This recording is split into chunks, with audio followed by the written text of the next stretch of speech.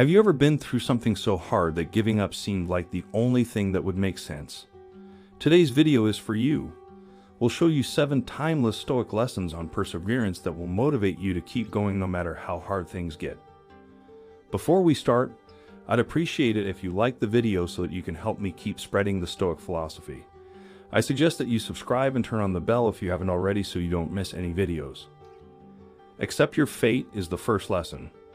Realize that your very presence is rare and beautiful, and enjoy every moment, even the difficult ones. Many of us go through life tightly holding on to our ideas of how things should go. We try to control or want to control many of the variables in our lives, but the hard truth is that we can't. What does this mean in practice? It means we shouldn't fight the problems or setbacks that life throws at us. We should accept them as part of our journey and focus on the only thing we can control: how we react. Number 2's lesson. Marcus Aurelius once said that everything that happens is either endurable or not. If it is, then endure it. If it is not, then stop complaining. Instead of dwelling on the problem and blaming outside factors, stop complaining. Stoics tell us to focus on what we can do about it. They asked, what can we learn from this? How can we grow from it? This way of thinking can drastically change our lives, turning us from people who just suffer to people who actively seek solutions to problems.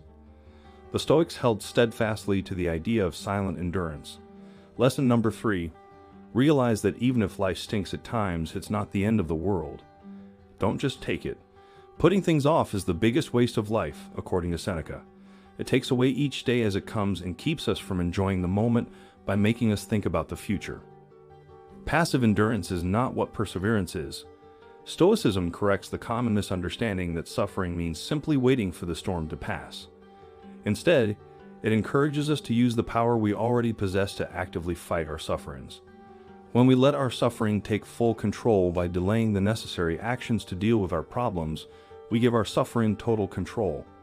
We're unintentionally making our problems worse and choosing to end up in misery. Being Stoic advocates actively working to end our pain. It's important to remember that perseverance is an action word. It's a mix of tenacity and problem solving. We don't just keep going even when things get hard. We respond to problems in a deliberate, thoughtful, and even forceful way. Lesson 5. Set higher standards for yourself. One important part of Stoicism and perseverance is taking responsibility for our own needs and goals instead of putting them on other people. Epictetus said that if you want to get better, you should be happy being thought foolish and stupid. Demanding better for yourself doesn't just mean setting higher career or personal goals. It also means expecting more from your treatments and interactions with others. Perseverance isn't just about getting through hard times, it's also about having a clear picture of what you want out of life and working towards it. Don't let people put you down or disrespect you.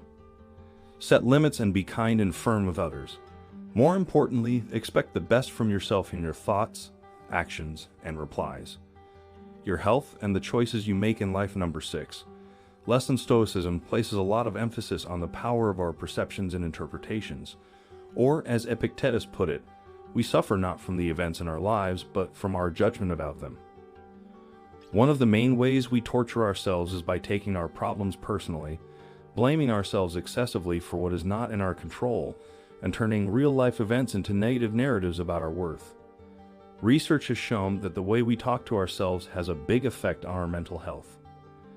Negative self-talk can create a self-fulfilling prophecy in which we distort our view of our skills and potential, which leads to poor performance and a higher chance of failing, so stop torturing yourself with negative readings. Self-doubt and harsh praise. You're allowed to make mistakes, you're allowed to fail, and most importantly, you're allowed to pick yourself up, learn from your mistakes, and keep going. Number 7. Lesson. Each of us has a unique set of resources, skills, knowledge, and relationships that we can leverage in times of adversity. The key lies in recognizing these resources, nurturing them, and knowing when and how to use them. While internal resources form the foundational elements of perseverance, they do not have the power of external resources. We'd love to hear which of the 7 Stoic lessons spoke to you the most. Please let us know in the comments below. If you found this video helpful, please give it a thumbs up and share it with someone who could use it. Keep the spirit of perseverance living, and until next time, stay stoic. Don't forget to hit that subscribe button if you haven't already. Also, I can't play music for you, but I could suggest some great tunes if you'd like.